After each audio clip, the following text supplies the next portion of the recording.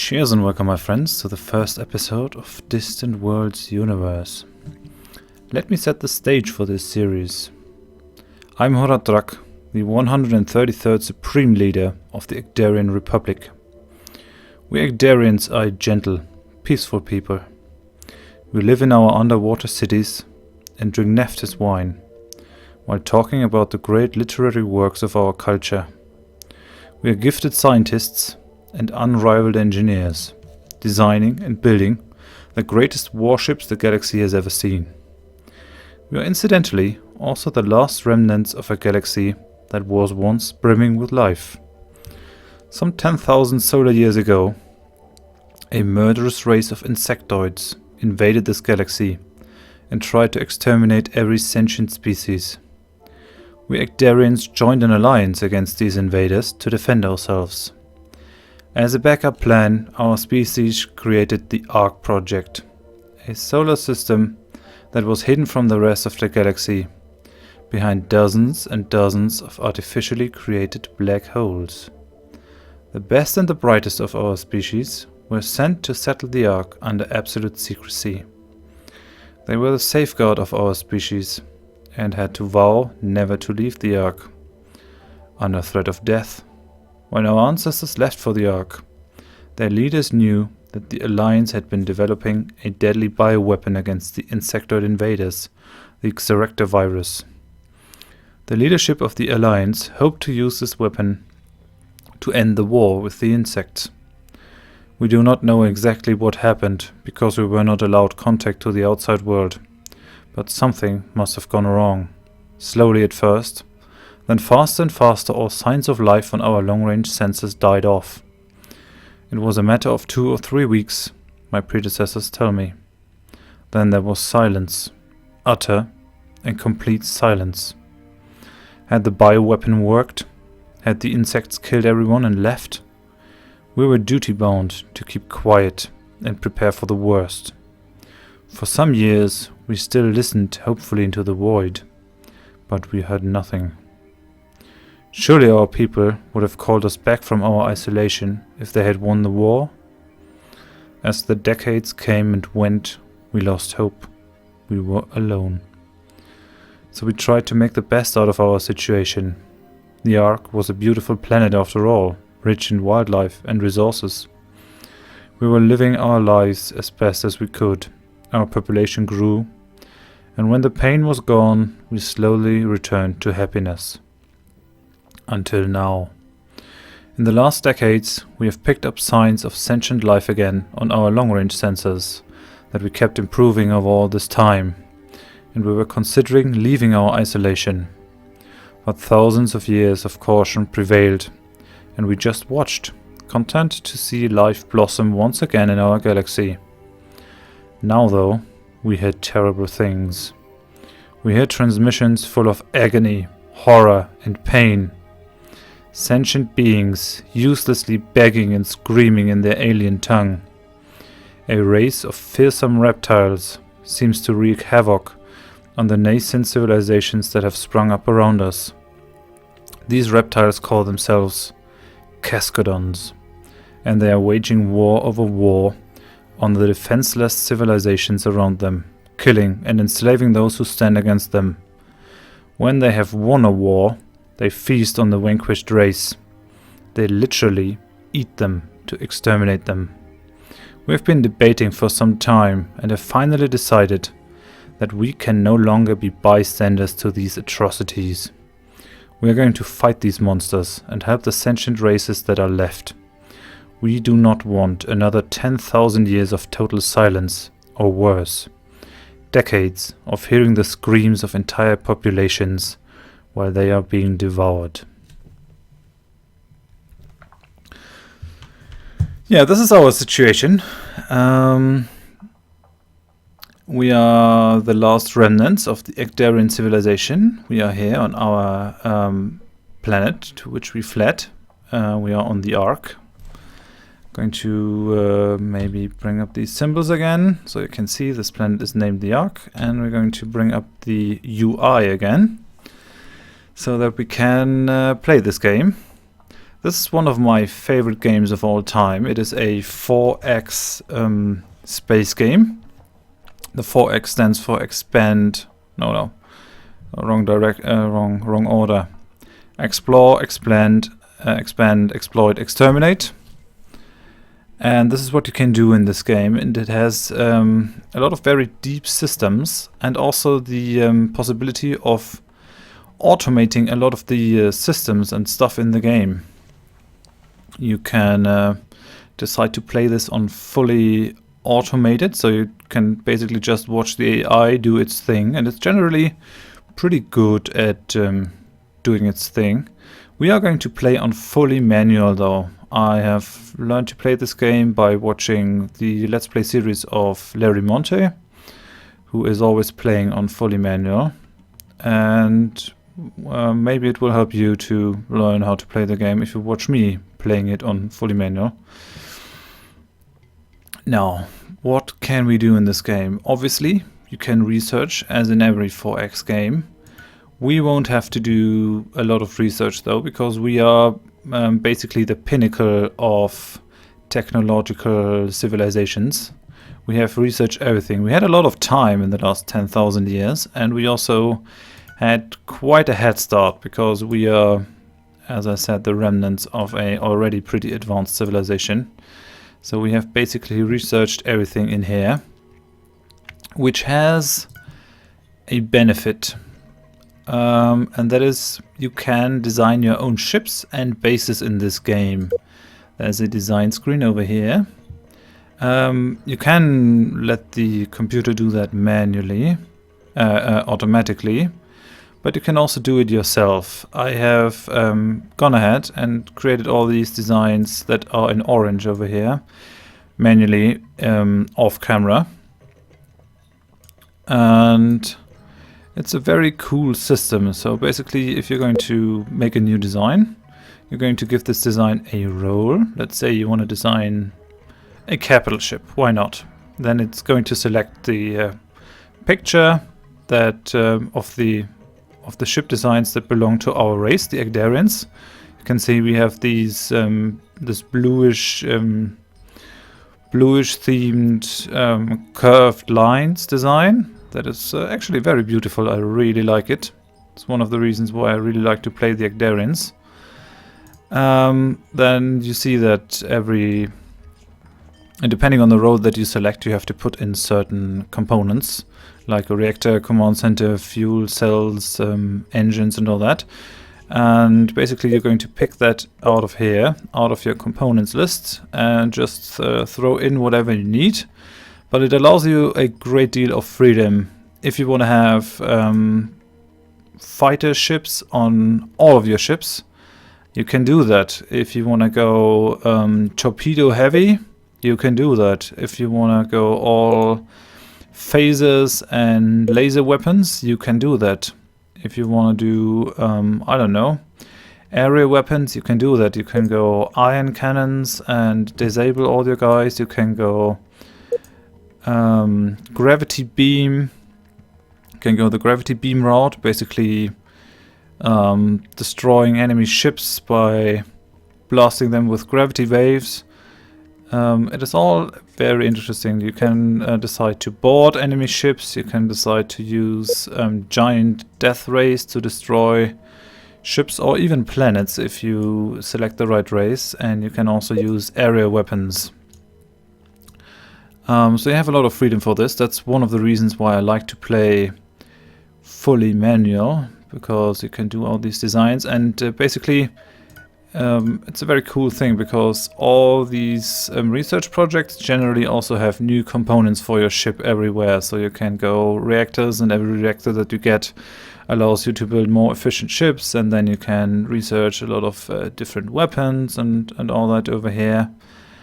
You also have ground troops, which you also can improve by researching, and you have stuff like countermeasures and tracking systems. You can build colonization ships. You can increase your fuel cells. There's a lot of really cool stuff that you can do. You can build wonders on your planets that will give you permanent bonuses. The main thing why we are playing a very advanced race is, one, it is a very interesting let's play thing. I have not seen anyone do this. And two, it allows us a very interesting start. If you have watched the settings video, basically, I have taken a... this game allows for asymmetrical start. So I have a lot of very small starting empires that just are starting out, like us. They have one planet, their home planet, and are just starting to expand. And then we have a giant Keskudon Empire. That is going to be up here. I've set them on old in the expansion, and I've also set them rather high on the technological scale. So the scale runs from 1 to 7, and they are on scale 5, we are on scale 7. And they have lots and lots of planets, and a lot of population, and a lot of military ships, and they are some evil bastards. And we're going to fight against them and try to ally all the species that are being attacked by them, and try to help them out and to preserve their freedom. Now, what makes this game special besides the automation? I'm going to show you the Empire policy screen.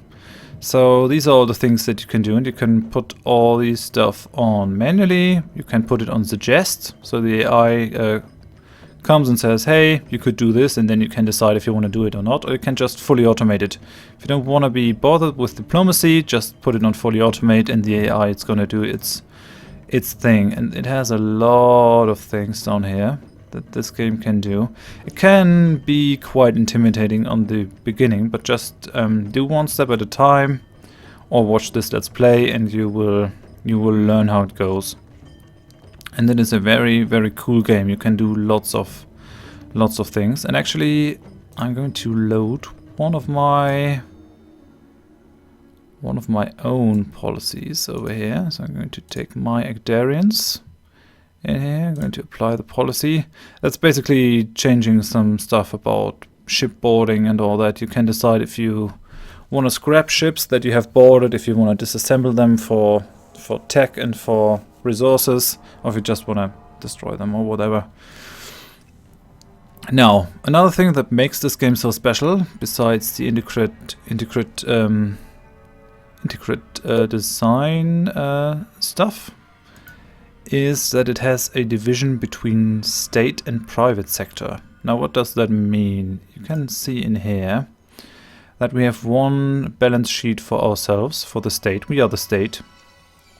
And we have one balance sheet for the private sector.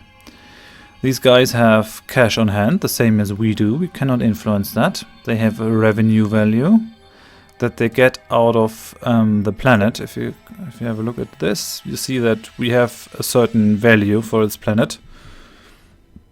And we have a GDP. So there's a private sector that's doing basically the same thing that our private sector on Earth does. People are building stuff and other people are buying the stuff, and that's basically the revenue that the private sector gets. And we can tax that, and if we tax that, it goes into this as colony tax revenue. We can also leave them that, so they get a nice cash flow. What are they going to do with that cash flow? Well, they are going to build ships on their own. They are going to use our spaceports. We have to build a spaceport over here at the Ark. And they're going to pay us for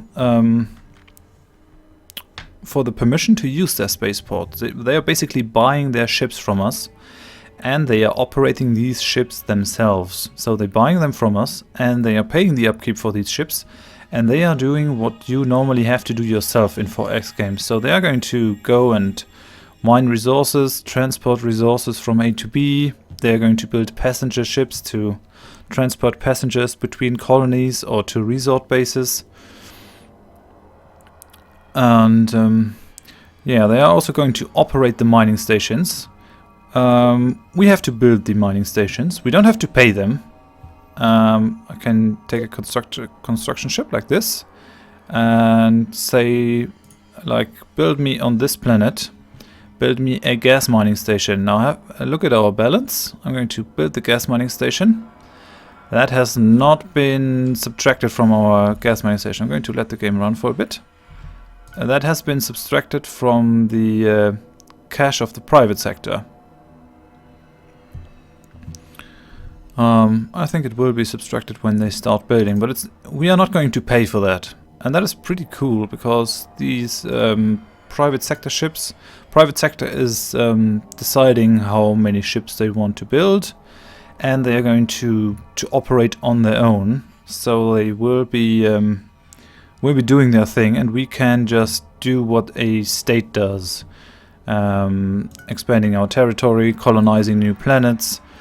And the really cool thing is, you can design the private ships and the private bases. So you can tell them, build your ships like that, and that allows for some pretty cool tweaks, like the one I did for these designs.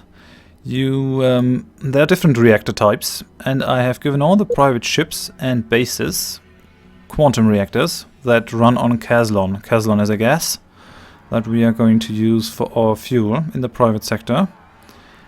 They all have this reactor, so they're all going to use Keskudon, whereas all the state ships are using hyperfusion reactors that use hydrogen. So we have two different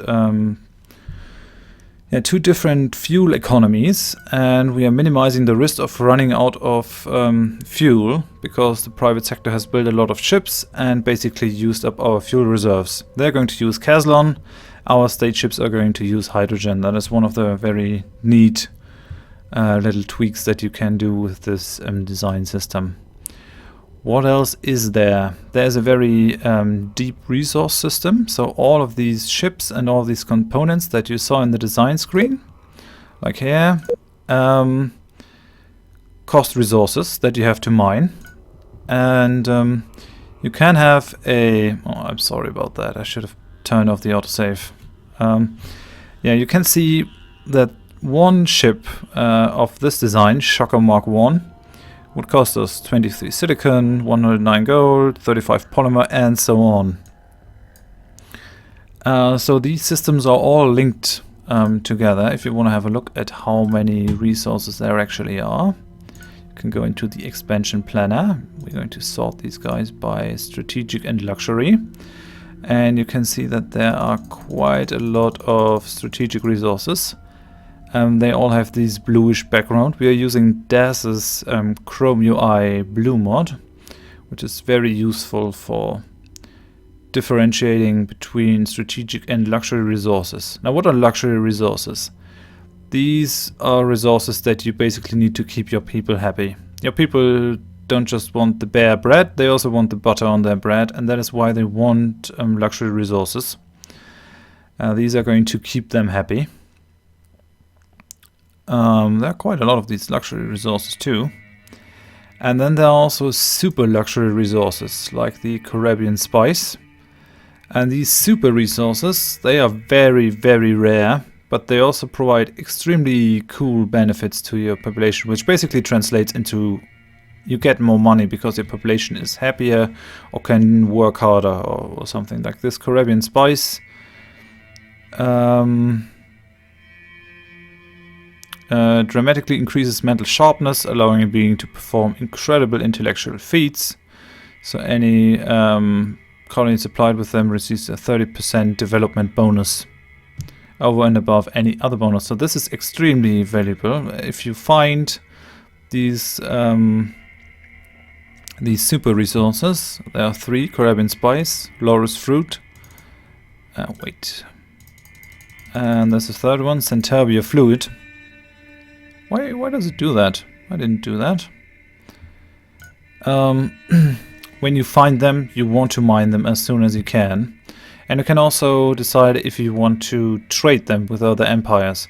This is another thing. This game has a rather cool diplomacy. Actually, we haven't met anyone yet. But you can subjugate people, you can have alliances, you can declare war, obviously. You can trade resources, you can trade tech. which we are going to do to uplift some of the species, to give them a better chance against the Keskudons. And yeah, you can see here some of the diplomatic relations that are available. So you can have mutual defense pact, protectorate, free trade agreement. You can subjugate some people, you can give them trade sanctions. You can blockade their planets when you have trade sanctions against them, and they can do nothing against you, except for declaring war. And the AI will also give you trade sanctions and try to blockade your planets if they feel strong enough. And then you can have war. And then there are also pirates, which we are going to in another episode when we actually meet some pirates. What else do we have? We have characters in this game. I've gone ahead and put myself in it. I'm the leader of our empire. You can see I'm providing a lot of bonuses. I'm an expansionist, a pacifist, a free trader, and I am an inspiring presence. And then we have some troop generals that we can use to bolster our troops. I have named these two guys after the creators of the mod that we are playing, the Extended Universe Improved AI mod. So Harry78 created the Extended Universe. Frank Hoy provided the improved colonization research for it, and Ice Mania did the AI improvements. And then we have Larry Monte, from whom I learned to play the game. Des2468, who is another YouTuber who taught me some stuff about the game and who also made this very cool UI mod. Then we have Darkspire, we're using some sounds from him. And we have Antiscamp, from whom I have learned a lot about Let's Playing, and who was also part of the collaborative Keskudon Let's Play, and who I'm taking as a cue to how the character of the Keskudons should be read and all that. And who is incidentally one of my subscribers. Another one of my subscribers is Iridescence, who I have put into this game as an intelligence agent. So, and these characters all provide different benefits. You can give them different missions and all that. So it is a very, very cool and intricate game. And I think I'm going to end the first episode here. And yeah, basically in the next episode we're going to start building mining stations, and we're going through our solar system, we're going to have a look at it, at the different planets and all that. We're going to build mining stations, we're going to build a spaceport, and as soon as we can, build some exploration ships to basically explore our vicinity. Maybe see if there are colonizable planets over here, maybe get more resources, and also find the Keskudons and who is around here. So we're going to have a lot of conflict, a lot of fighting in this game, and I think it's going to be a lot of fun. You can see here, these are the black holes that are protecting the Eden system from detection, or at least that's how I thought the backstory would work. So I'm going to end it here. Thank you very much for watching. If you enjoyed the episode, please give me a like. It's especially important for the first episode of the Let's Play, so it shows up in the search rankings. If you want to see more of the series in the future, please consider subscribing if you aren't already. If you did not like anything in this episode, then please tell me in the comments. Also, leave me any other comments. If you want to have a character or a spaceship named after you, I can do that. Just leave me a comment. And I hope you join me for the next episode. Thanks and bye-bye.